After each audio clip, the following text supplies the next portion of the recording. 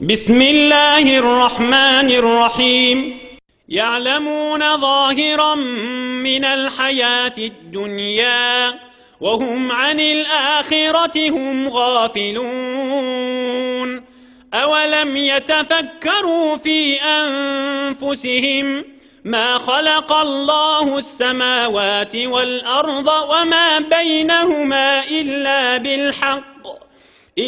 بالحق وأجل مسمى. Peygamber canın iyidine düşmeyeni, dünyanın zahirine ağırlanıp, özünü fikretmeyeni, yer göğün fikretmeyeni, yaz kış tomuzun aylam turşunu fikretmeyeni, Hudayinden gafil adam, halal haram farkını bilmez. Ey mümin de Allah! Halal haram günah sogab dilimize uğran şamasın. Men istahallal meharime yagzibullahu azze ve celle aleyh. Bir adam Hudayi Teala'nın haram eden zadını, yani ey imanlı, ey insanla men hat çektim şun anırtına geçmeyin deyiptir Allah Teala. Haram dediğin memnu etiptir. Hat çek koyuptur. Anırı geçmeye icazanız yok deyiptir. Yo neymiş kallı var deyip halal bilen adam men qaharım singer ona deyiptir. Ve Hudayi Teala bir adama qaharı gelse cevabını aydın. Şun dermanı olur mu?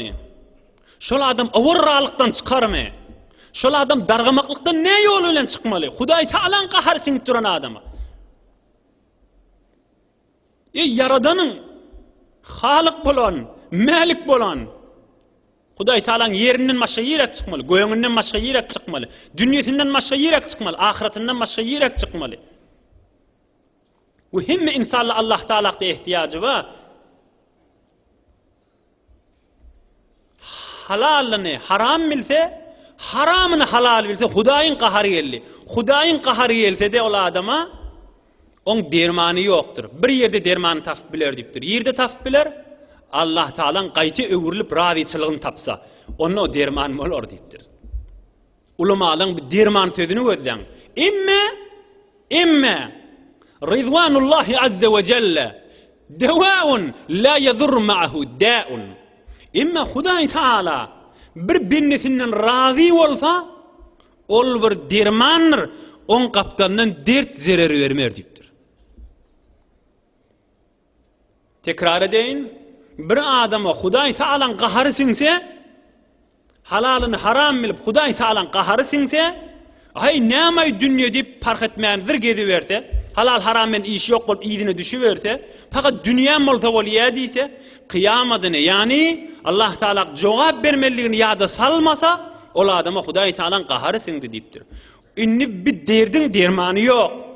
Bunu kurs kapsul etmek bilen hiç dermanım olmuyor. Belki atanda diyeni zererine olup düşüyor. Bir yerde dermanı var, öwürlüp Hudayi Teala'nın razıçılığını tapsın, inni utar. İmme Hudayi Teala'nın razıçılığını tapsan, bir dermandır. Men yandan hiç dert zarar verip vermer. Gedibek arkayın mollat. Son arkan Allah Teala.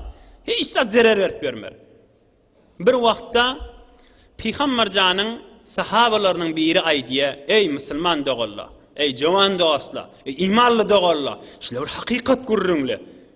İnsanın dünya ahirine hoşbakti veriyen görürünle. Allah Teala'nın kelamının tefsirini aydılan görürünle. Sahabaların biri aydiye, Resulullah sallallahu aleyhi ve selleme peygamberlik berilenine tamam şeytanla İblisin mel'unun daşına uyuşturlar. Va veyla dargadığını deyip. Nem oldu deyiptir. İblis şeytanların baştakları. Onu ahir zaman peygamberi rahmet, nebiyyur rahmet iyi verildi deyiptirler.